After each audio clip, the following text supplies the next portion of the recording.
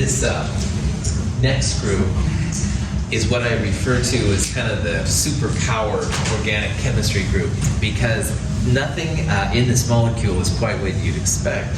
And aromaticity, or an aromatic hydrocarbon, is a special kind of arrangement of atoms. And to show it is probably just easiest. This molecule right here is a 6-carbon ring, and it has alternating double single, double single, double single bonds. So if it was an alkene, which was a carbon-carbon double bond, you could maybe call it a triene, where it has 3 double bonds in it. Tri is 3. But something really special happens when you have an aromatic compound. Like we've seen, double bonds have that pi network, that bread over the sandwich thing. And in a molecule like this, you can easily draw a resonance structure. So instead of, say, having the double bond here, you could have it right there, and right there, and right there. And Mother Nature does this. It uses resonance to shift the position of your pi bonds, your pi network. And so instead of having double single, double single, double single bonds, those double bonds migrate like a freeway, if you will. Cars driving around in a circle on the freeway, I guess. It makes like a whole molecule with bread on top and a bread on the bottom. It makes the molecule flat, where you wouldn't necessarily think that. So this aromatic chemicals, they're, I hate to say magic, but it's pretty freaking cool, all right? Because you've got flat molecules where you wouldn't expect it. You've got pi electrons going above and below, which again is kind of like bread above and below the sandwich. And this molecule does a lot of things that is different from a regular double bond. So this is due to resonance, alternating bond orders, the pi network, stuff like that. There's a lot to aromatic compounds that you'll learn more about in chemistry. But what we're going to focus on here mostly is compounds related to benzene. Benzene is the simplest aromatic compound. Benzene is 6 carbons in a ring. You've got double single, double single, double singles, and hydrogens around the outside.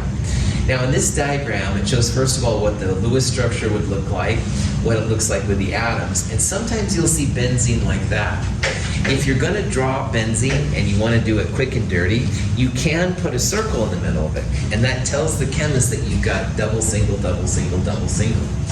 If you draw, though, the 6-membered polygon and you don't put the circle in it, then that tells the chemist it would be a cyclohexane, a molecule without double bonds in it. So if you're going to draw benzene in the cool way, put a circle in the middle of it, or do double single, double single, double single. If you don't put the circle in it, it would look like a regular cycloalkane. Now, again, why benzene and other aromatic compounds are so cool is that you have this wild pi network, and that's this picture here on the lower part. This 2 kind of circle things, those are like the bread, if you will, that goes around this sandwich. But again, notice there's nothing in the middle, which is just wild. This is what makes benzene so weird. Now, this part right here shows the meat of the sandwich, all right? And these are the sigma bonds, and these just connect the different atoms. So on the outside, you've got hydrogen. On the inside, you've got carbons. On top and below of that is this pi network. And due to resonance, you don't have double single, double single, double singles. You've got this literal ring of electron density running around and above. So the molecule itself looks like this one, which is totally crazy.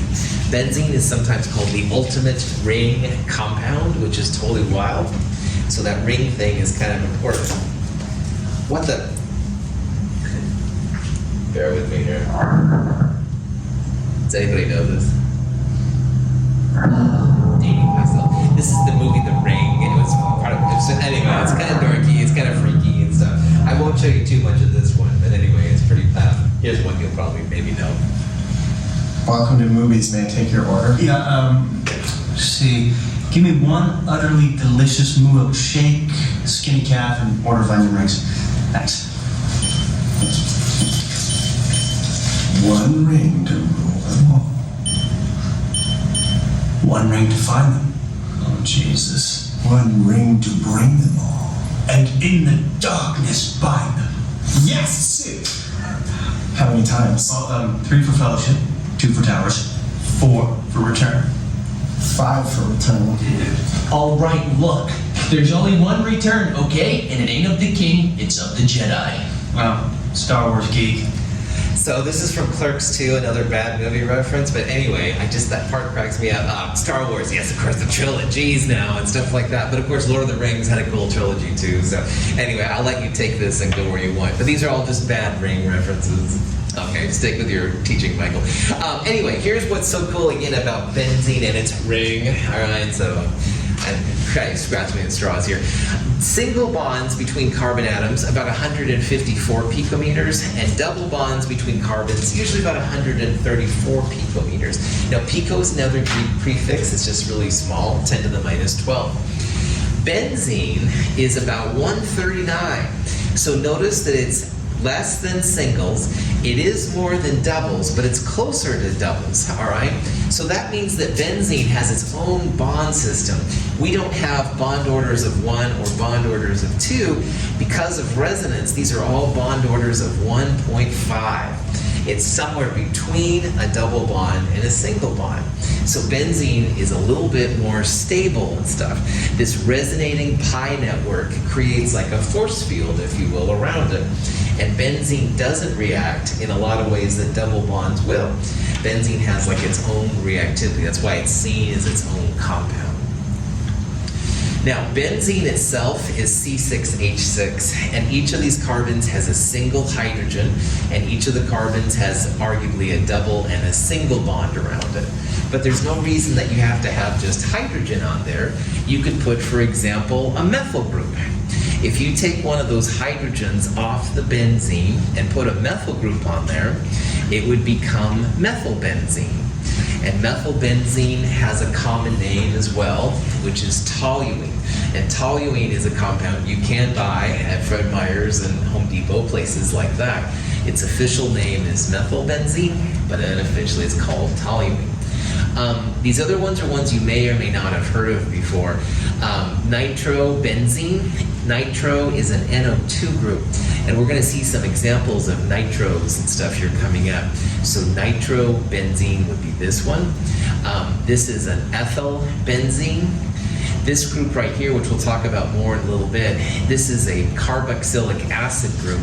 And if you put one of those on benzene, it becomes benzoic acid. We will talk about benzoic acid more in the future, so that's why I'm putting it in there. And finally, you can have more than one ring, which is also wild. Naphthalene, which comes from naphtha, is basically 2 benzene rings put together. And again, the whole molecule is flat. It's a great fuel source. There's some really weird kind of chemistry things you can do with it. But anyway, these are just examples of some things you can do with benzene.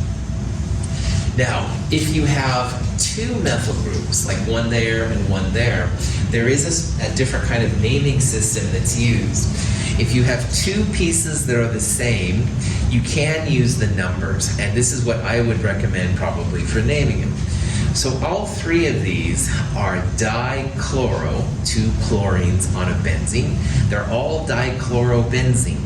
So I would, you want to use smallest numbers possible. So 1, 2 would be 1, 2 dichlorobenzene.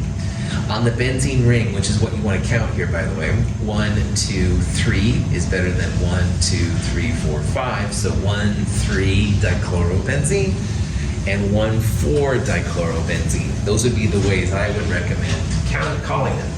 But in organic chemistry, there's an older system. It's referred to as ortho, meta, and para. And ortho means right next to them. Para is opposite. And meta is like a gap between them.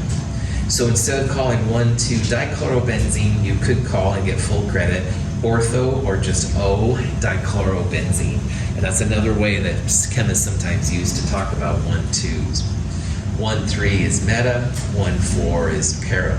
Again, I recommend using the numbers just because I think that's better, but and I think it's more common, but you do see ortho, meta, and para once in a while. Questions? Okay. So aromatics, just super stable carbon ring, and if you put other pieces on it, they're not too bad. There are two more groups, and then we're done. Carboxylic acids are the equivalent type of acid when it comes to organic chemistry. Now in acids so far, we've always seen hydrogen listed first, like HCl hydrochloric acid or HNO3 nitric acid. A carboxylic acid has a carbonyl, a C double bond O, next to an OH, so it's like an alcohol and a carbonyl. And when you do this, this hydrogen on the alcohol, you can actually get rid of it as an acid. And there's a resulting negative charge that through resonance will go back and forth between the carbonyl and the O minus part. So just realize that if you see a COOH group, those are pretty important to chemists. All right, there's a lot of things you can do with them. This is an example of a 1, 2, 3 carbon system. All right, and 3 carbons, if you were going to name it as an alkane, would be propane. As a carboxylic acid, it's called propanoic acid. You add the oic acid to the end of it. If it was 4 carbons, it would be butanoic acid. 2 carbons would be ethanoic acid. 1 carbon officially would be a methanoic acid, but a lot of times it's given the name formic acid instead. So just realize formic acid is the single carbon kind of thing. There's only a couple of strong acids, HCl, HNO3, HBr, stuff like that. But there are thousands upon thousands of carboxylic acids. And most of the food and the drinks we consume in a day, most of them are slightly acidic because of the presence of carboxylic acids. So citric acid, for example, is an example of one of these carboxylic acids. They're very weak acids. Our body is used to eating things that are slightly acidic. Most of the acidity comes from carboxylic acid. So that's why they're kind of important. Questions? Okay. Acetic acid is the common name for what we would call ethanoic acid. Acetic acid has the C double bond O, OH. All right, this is the acidic part. And in a 2 carbon system, in an alkane, that would be ethane. Ethanoic acid would be the official name, but acetic acid is used a lot. And acetic acid, since Chem 221, has always been a problem child to name, because a lot of times people will say CH3, COOH, or sometimes people will say C2H4O2, different variations like this. There's a whole bunch of different ways to write it. And then, of course, if you do it by official acid names, you should put the hydrogen first. So HCH3CO2 or something like that is another way you'd see it. Hopefully you can see now why all these names keep popping in. We've got to show somehow that that hydrogen is acidic. That's why this one is the one I kind of tried to push in Chem 221. But in reality, you've got this whole CH3 methyl group with a carbonyl and the OH group off of it. This is why chemists can never figure out the best way to express acetic acid. So sorry about that. Benzoic acid, I mentioned earlier real fast, was a benzene ring, C6H6. The hydrogen was pulled off and a double bond OH came in. Benzoic acid is a compound we'll talk about in the future, so that's why I'm kind of throwing it in there. Again, it's this hydrogen right here that's the acidic part. When this hydrogen H plus falls off, there's a negative charge, and the negative can resonate between these 2 oxygens. And anytime you can resonate, it makes it a little bit more stable. These acids, carboxylic acids, are all over the place. Most of the foods and drinks we eat are somewhat acidic. Vinegar is essentially an acetic acid. There's acetic acid with other flavors and stuff inside there. But if you have pure vinegar, it's essentially pure acetic acid. So, cool. Mother Nature uses these things in lots of different ways too. If you've ever been stung by an ant, a lot of times the bite is a formic acid bite. So the venom, if you will, that's in the bite is essentially formic acid. Now formic acid is a C double bond O, OH, with just a hydrogen right there. Formic acid's official name would be methanoic acid, but formic acid is the more common name and stuff. And after all this, if you need some aspirin, which I understand completely, aspirin is another form of a carboxylic acid. It's a benzene ring, and there's a C double bond OH group. This is something else you'll learn about in organic chemistry, but acetic acid, or thanks for playing, aspirin, which is also known as acetylsalicylic acid, is useful, of course, for headaches and stuff like that, and it is, again, just basically a weak acid. So, any questions? This kind of let's go through the naming of this molecule right here.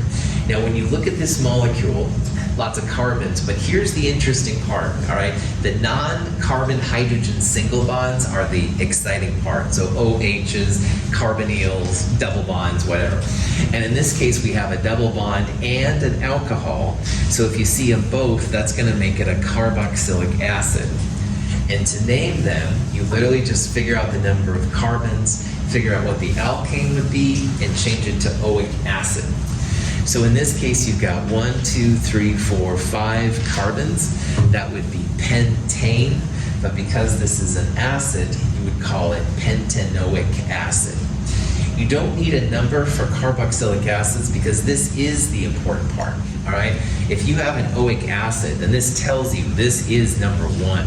So if you had a methyl group right here, that would be a 3-methyl, 1, 2, 3, or something like that. But the oic acid, that is number 1. There's a lot of things you can do with carboxylic acids. So. Any questions on that? If carboxylic acids are important and they're acids, there has to be the equivalent type of base that goes along with it. And that's what an amine is. Now, amine, A-M-I-N-E, I want to say it without the mask there, A-M-I-N-E, amine. Amine is a nitrogen-containing compound. And if carboxylic acids are the weak acids that are all around us, amines are the weak bases, which are very, very common too. And an amine is the first example we've seen with a nitrogen. Now, nitrogen has 0 formal charge when it has a lone pair and 3 bonds. And those 3 bonds can be hydrogens. So this blue one right there is a nitrogen. You can have both 2 hydrogens and 1 alkyl group.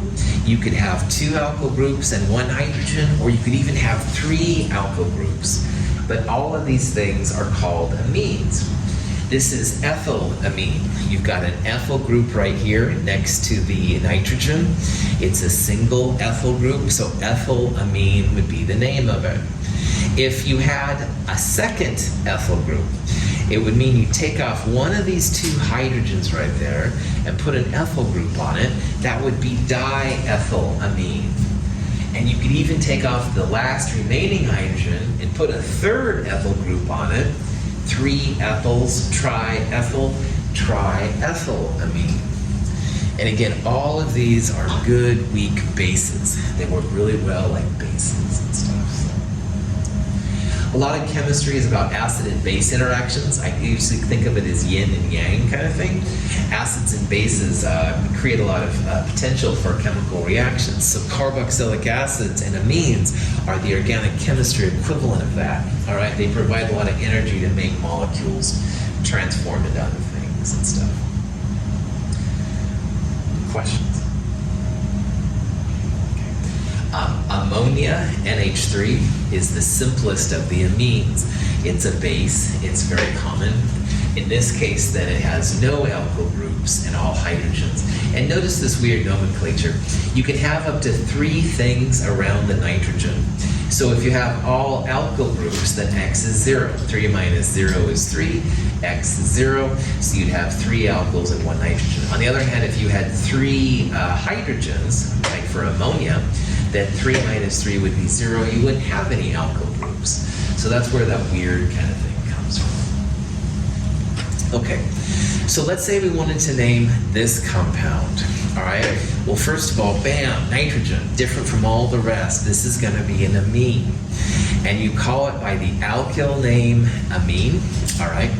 What is the name of the CH3 alkyl group? Methyl, that's right. It's a methyl group. And notice here we have two of them. So this would be a dimethyl. We don't care about hydrogen in the name. So dimethylamine would be the name of this, all right? Two methyl groups on the nitrogen, dimethylamine. If you had three methyl groups and no hydrogens, that would be trimethylamine. And if you had only one methyl group and two hydrogens, that would be methylamine. Any questions on that? What is the chemical formula for Drano? Sodium hydroxide. It used to be the best way to buy pure NaOH, but it's been more of a controlled substance as well lately, so it's harder to find. But more or less, Drano is just pure NaOH. The liquid form, they've got some other colors and crap in it and stuff, in my personal scientific opinion, but the pure crystals were just sodium hydroxide crystals. Excellent question. All right, methylamine, dimethylamine, trimethylamine. So again, the nitrogen makes it an amine. And notice here's two hydrogens and one methyl group. This one has one hydrogen and two methyl groups. This one has no hydrogens and three methyl groups. So you can see how it goes methylamine, dimethylamine, trimethylamine. The thing about amines is they all stink, all right? And I think there's a biological reason for it. We're used to having foods that are slightly acidic, and these guys are almost all basic a little bit. So that's why they smell weird. So a lot of the things that smell bad are because of different amines in the thing. Not always, but a lot of times the amines are them.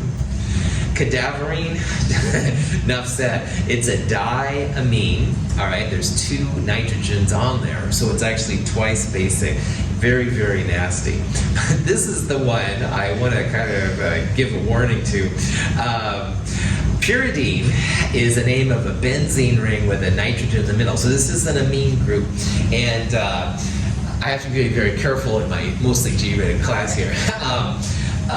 Viagra does something to males, which you can fill in the blanks in my G-rated class. Pyridine is like anti-Viagra. And I was always very careful around pyridine. I didn't want to mess with it, man, because I don't want to get into those kind of things. So supposedly, especially males, I don't know about females, but males around pyridine, some bad results. So make sure you've got well-ventilated fume hoods and stuff with pyridine.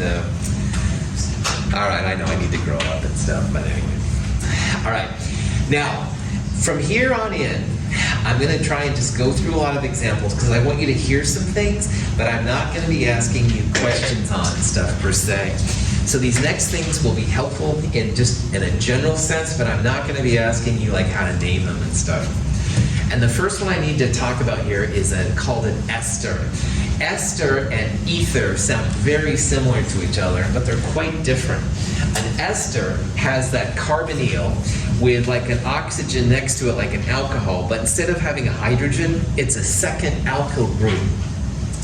So an ester is similar to a carboxylic acid. It sounds a lot like an ether, but it's not an ether. It's totally different kind of behavior. And to name them, it's kind of strange. The part next to the singly bonded oxygen is first, and the part with the carbonyl gets an ATE ending to it. So this is probably about as helpful as nothing. So let's look at this example right here. This is a C double bond O, single bond O, CH2, CH3. So this is an ethyl group. It's an ethyl, and then 1, 2, 3, propanate. They have these weird ATE endings to them, which I've never totally understood. Butyrate or butene, butyl group, all right, would be that one that's sometimes called. So I bring this up because esters and ethers trip me up big time. All right, I thought they were the same. No, they're not. And anyway, you can recognize them by the name, by the ATE ending. All right, and I don't know where the ATE ending comes from, honestly, but it is something that's used a lot for esters. They're kind of like carboxylic acids, but they are different. They're not necessarily acidic like the acids are. The other one I want to really talk about is called an amide, all right? Amine is A-M-I-N-E. Those are the trimethylamines, the weak bases. Amide is something different, all right? So in an amide, you have a carbonyl, C-double-bond-O, next to the nitrogen, all right? So this would be like an amine, and this would be like the acidic, if you will, carboxylic acid. Amides are very common when it comes to the essential amino acids and stuff that our body uses, and that's a whole nother conversation. But you can recognize an amide by having a carbonyl next to a nitrogen like that. If you see a big capital N, that means you've got probably an amide, because the nitrogen, the big N stands for the piece that's off the nitrogen. So like in this example, the methyl group is off the nitrogen. N-methyl, it means the nitrogen has a methyl group on it. And then the 3 carbons, propane, but it's called propanamide, to show that you've got the amide thing. I bring this up because I'm not going to ask you questions on it, but I want you to know that an amide is different than an amine.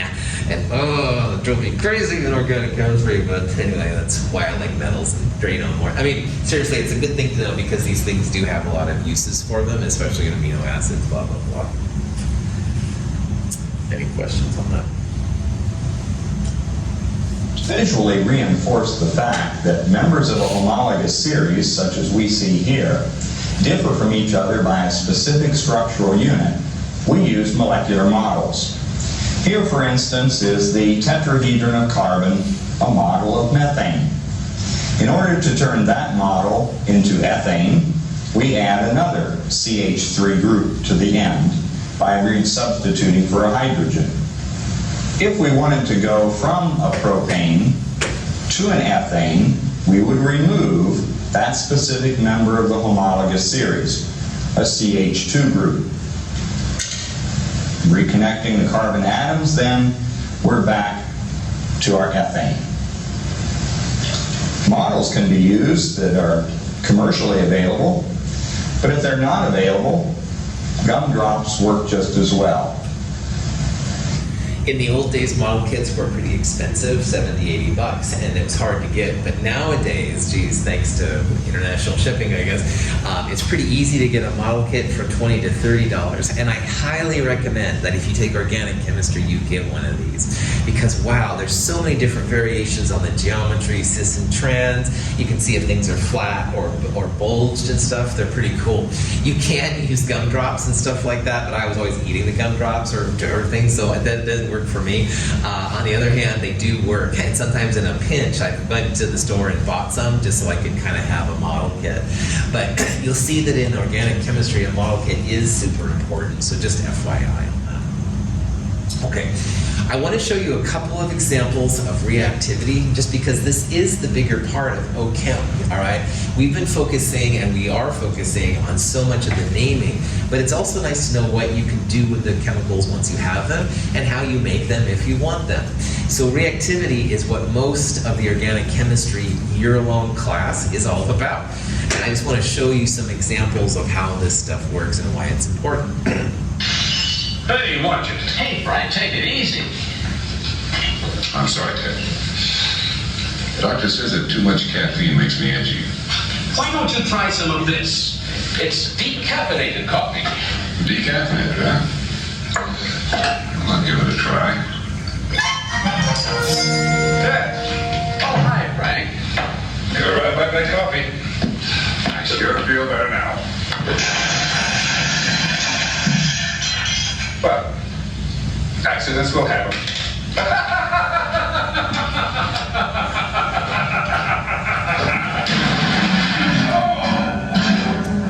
Okay, well, again, with my poor taste in cinema, this is from the Naked Gun series and stuff like that. Anyway, he's so funny, but the reason I put that in there is because, shifting to decaffeinated, which I feel is kind of antichrist mostly, but anyway, shifting to, his whole body chemistry started changing, and he did different things, so you must know how each chemical reacts. a very dumb segue into what we're going to be talking about, where you need to know like what like benzene's going to do versus diethyl ether or something like that. So anyway, but hopefully it gave you a smile. And the poor chemist in the chemistry lab. Anyway, the first type of reaction I want to show you is how double bonds can be used, and triple bonds for well. And there's something called an addition reaction. Now, remembering that a double bond is like that bread over the sandwich, all right? It's the bread that makes an addition reaction possible, because the different pieces can come in and attack, if you will, the bread, and you can make new reactions. Now, alkenes are sometimes referred to as unsaturated. And unsaturated just means that you've got more room to put individual atoms. An alkane, at the beginning of this lecture today, we talked about alkanes are sometimes called saturated because all the positions are just hydrogen. So if you have other things besides hydrogen, then you can think about them as unsaturated. Now, a diatomic, a two-atom system, can add across the double bond, all right? So for example, if you have bromine and there's a double bond right there, you can imagine that this double bond will break up. Like if you think about one bromine will attack from the top and one will attack from the bottom of that sandwich, the bread of the sandwich. So you end up then, we still have the CH2, the sigma network, but now the pi bond has been broken. And so one connection to carbon is with bromine and one connection is with the other bromine. And what helps me sometimes to think about this is if you draw the molecule out and you're adding, say, bromine, all right? Well, you can literally just erase the double bond, all right? And then carbon has to have 4 bonds. We talked about this forever and ever. So just add the bromines where that double bond was, all right? Now you've got carbon with 4 bonds, you don't have the double bond anymore. This is what it means to have an addition reaction. You're adding across a double or even sometimes a triple bond. You're just wiping out that pi bond and making a new single bond network. Any questions on that? All right. Molecules of bromine gas undergo an addition reaction with the carbon-carbon double bonds in bacon fat, causing consumption of the bromine gas. Double bonds are quite prevalent in fats. Most, well, not all fats, but this in bacon fat it is anyway. And so that double bond will break once again, and one bromine will add to the first carbon and the other one to the second carbon. If you had this compound, you could figure out then that probably the double bond was between these 2 carbons. The bromines will add on opposite carbons. That's something else you'll learn in organic chemistry. But again, if you hear about an addition reaction, it just means that some kind of diatomic is adding on the double bond. And these could be chlorines, for example. They don't have to be bromine. Or if you added HBr, you'd have 1 bromine and 1 hydrogen, all right? Whatever the diatomic is, you'll just split them up and stuff onto opposite carbons. Atoms of hydrogen gas undergo an addition reaction with the carbon-carbon double bonds of propene, changing a molecule into propane. Here's another double bond.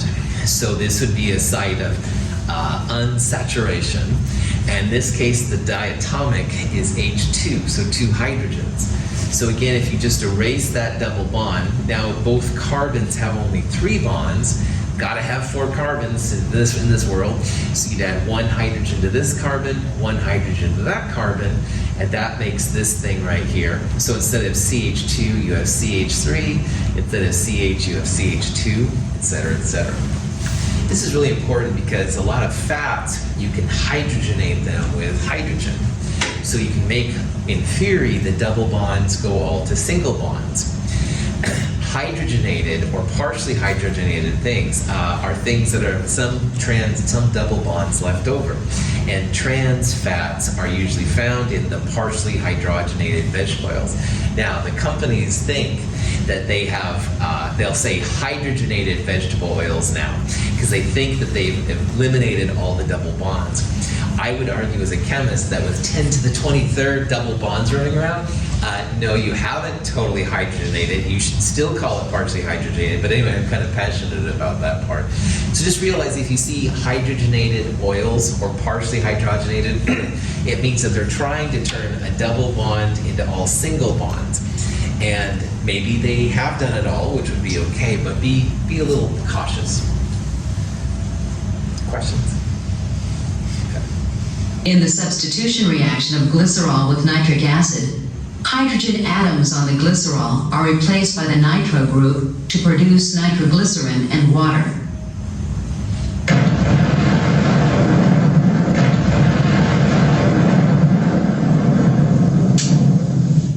I threw this one in here just because I'm male. No, because this is an example of a substitution reaction where an OH was substituted with essentially a nitrate group, and nitrate ended up then being this group right here. Triglycerin, all right, or nitroglycerin, excuse me, is the explosive that's used. That's why I get to throw in the cheesy explosive graphic and stuff. But this is how they make it. They would start with glycerol, a triol, 3 OHs. And if you add enough nitric acid to it, then it makes this nitroglycerin. And nitroglycerin is used, by the way, now for health reasons and all kinds of other really cool things besides cheesy explosions like mine. But anyway, this is kind of neat how they make it. In the reaction of 1-propanol and sulfuric acid, a hydroxyl fragment is eliminated from the 1-propanol to form propene. Earlier I said how alcohols are really good starting materials for things, and this is an example of it. If you have an OH, like in this case it's a propanol, 1-propanol, and you add a little bit of acid to it, the acid reacts with the OH, water comes off, and in the process you end up making a propene, a double bond, all right?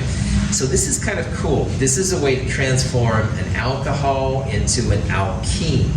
You add a little bit of acid. The acid is actually a catalyst. It's kicked out at the end, so you don't have any net acid being used, but you do need some acid.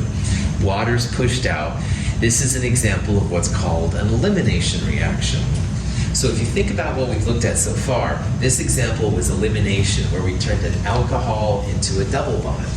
Once you had the double bond system, you could do an addition reaction, add a diatomic across this double bond and make some new compound. So hopefully you're seeing here how things are not only used up, but also how they're made. Any questions? Okay. I will not have enough time to look at the rest of these slides, but I want to talk about them real fast. Because another huge area of organic chemistry that isn't discussed either very often is what's called polymer chemistry. And polymer is essentially like a type of plastic material. And plastics all around us all the time. All right, my remote control, your calculators, the binders, some of our clothes. I mean, it's just crazy. And they feel that there's about 150 kilograms of plastic or polymers made per person annually in the United States. So that means that each year, all right, 150 kilograms, much more than our mass, of polymer is made per person per year. And there's, 200, 300 million, whatever people, and that's per year. That's a lot of plastics, all right? And these plastics can be good. They can sometimes be recycled, which is awesome, but they often end up in the water, in the ocean, right? People talk about the micropolymers, microplastics running around and stuff. So this is something that I think people need to focus on more, but it's something that a lot of times in chemistry they don't talk about. So we're going to very briefly talk about what a polymer is, how you start with monomers, individual pieces to make the polymers, and also some of the things that can be done with them. So this is a huge area and stuff when it comes to organic chemistry. So a polymer, poly means many, and a mer is like a unit, a base unit. So polymer literally means many parts put together. And the formula for a lot of polymers will look something like this. They'll have a part in brackets, all right? And this part right here, CH2CH2, it came from ethene or ethylene. Ethylene is the common name for ethene. They broke the double bond to make lines like this. but then they'll have an N right there. So what that means is you've got one CH2 group and another CH2 group here, and then another one here. But there'll also be ones on this side too. And N can be a big number, like 1 million, all right? 1 million of these units kind of put together all crazy. That's what a polymer is. You take a lot of these small pieces, the monomers, the individual pieces or mers, and you put them together. We'll talk about some of the ways they do it sometimes to make a polymer, a many thing to put together. The molar masses of polymers are just off the scale compared to what we've looked at so far. Molar masses of 1 million grams per mole and more are very common when it comes to polymers. They're huge, all right? And again, they're all around us. A lot of fabrics, Teflon, you know, into baking systems and stuff, like contact lenses, all these kind of things. Polymers, plastics, they're just crazy, man. Now, there's two main ways that people make polymers. They're called addition reactions and condensation reactions. And I'll show you some examples just real fast to know like what's going on. But any questions on this? All right. Addition polymerization begins when an organic peroxide produces free radicals. These can react with a monomer to produce another free radical. This unstable intermediate can react with a second monomer to form a larger species. Eventually, a polymer chain grows. The chain can grow to contain many thousands of monomer units. A termination step seals the reactive end of the growing chain. One possible termination is the coupling of two chains. So a lot of times in the addition polymerization, you have a paramagnetic molecule, and it comes from a peroxide. Now we talked briefly about peroxides, hydrogen peroxide, HOOH. And the OO bond is very unstable because oxygen loves electrons. It's very electronegative, and it likes to break up. And sometimes when it breaks up, then there's going to be an odd electron. Now, if you have a peroxide with alkyl groups, they become even more reactive. And so the initial step there was the OR with a little dot on it. That shows that it's paramagnetic, and paramagnetic things are very reactive. So the paramagnetic side reacts with a CH2, something with a double bond in it. It attacks that pi network, that red, and it makes a new paramagnetic species, like right here. And that reacts with another CH2 to go there, there, and there, and there, there, there, there, and they go on and on and on. So then, again, finally, then the two paramagnetic sides meet, and they cancel out, and that's what stops the reaction. But you can have molar masses, like I said, in the million, 10 to the 6. If you have 1 million, that would be about 360,000 of the individual units that have come together to make it. So it's just incredible that these things even want to be made. And when they do be made, they're really fantastic. This is a real fast step. This is benzyl peroxide. Again, the peroxide part is right there. And you basically look at it funny. Heating is the best way. You break up that peroxide bond, so you end up with two peroxyl units, which is just a paramagnetic. That's the odd electron of a paramagnetic Lewis structure. That thing that goes on, it reacts with something like ethene here. The double bond is broken. The O makes a bond with this carbon, but that paramagnetic part is still there. So it can react with more of the monomers and more and more and more. You keep making more, so you start with N and you end up with N plus 1. But again, still got that paramagnetic part. And then finally at the end, two paramagnetic parts find each other. And there's different combinations there. This is one of the original peroxyl groups that attacks that. It makes a regular diamagnetic bond, and the reaction stops. But these are wild. They sometimes get really hot because a lot of energy is given off. And again, their stuff can be really interesting. Polyethylene is a good example of what can be made. There's different types of polyethylene. There's high-density polyethylene. You also have low-density polyethylene. There's different cross-link versions. Notice that everything is in a nice row, then it's usually pretty high density. You can stack them well. On the other hand, if you have a low density, that means you've got some branched pieces going around. And there's ways to control all of this and stuff, which is crazy. If you've ever taken peanuts, the stuffing peanuts, and you put acetone, they shrink down. There's a lot of air in these things. This is polystyrene in this particular case. A lot of these polymers have a lot of space within them, but that's great for packing them because you can bounce things into them. They don't worry about it. This is the other kind of reactivity for polymers. It's called a condensation polymerization reaction. And they usually take two different groups and you put them together to make something with different properties. Nylon, if you have any clothes or contact lenses, lots of things like that use it. Ethylene glycol and terephthalic acid can react with each other at both ends of either molecule. The reaction produces a molecule of water and allows the bonding of the remaining molecules.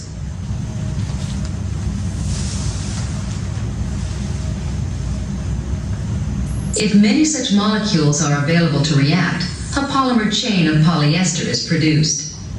In this example, they used a diol, two alcohol groups, and also a dicarboxylic acid. And when a carboxylic acid and an alcohol come together, you can kick out water pretty readily, which is something you'll learn in organic chemistry. So that's why all these waters are showing up. But anyway, then you've got this long, long chain. A and B can give you different properties of the material. Polyester is made in this way. There's no paramagnetism, unlike the last one in this, so it's a little bit more stable sometimes. In the last example, it was terephthalic acid, dicarboxylic acid, and ethylene glycol, a diol, and water's produced and they come together. Jackets are made out of it, a lot of bottles and stuff like that. I mean, they're everywhere all around us. This is actually making the nylon.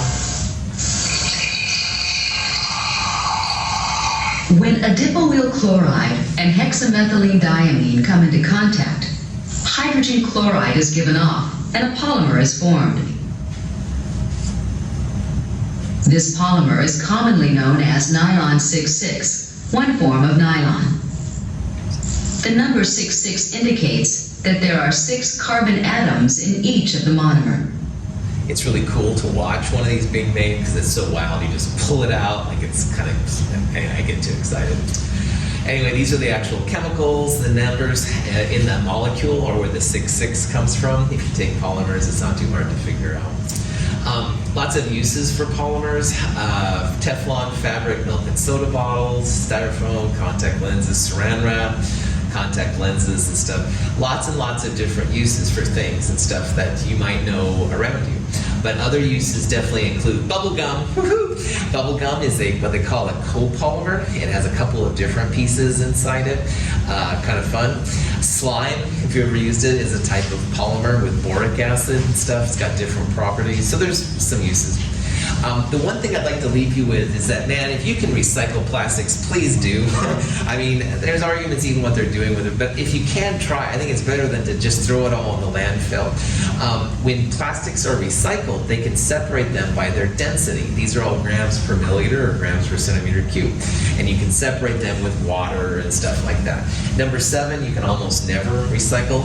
Usually, I think in Troutdale, where I live, 2, 4, and 6 are pretty easy to recycle. Sometimes people will do 1, 3, and 5 are harder. You can look up different places and stuff on Metro and stuff to figure out locally what you can do with plastics. So, woohoo, do the right thing. Yeah. All right, that's actually it for organic chemistry. So in this section, all right, naming of those first ones are really important. The reactivities and stuff, not so much. Mostly just things I wanted you to hear about. Thank you for being here. Wednesday, we'll look more at this in problem set 3 and bring a copy of the organic chemistry lab and we'll hit this more. Thanks guys for being here. I know it's kind of crazy. Have a great day.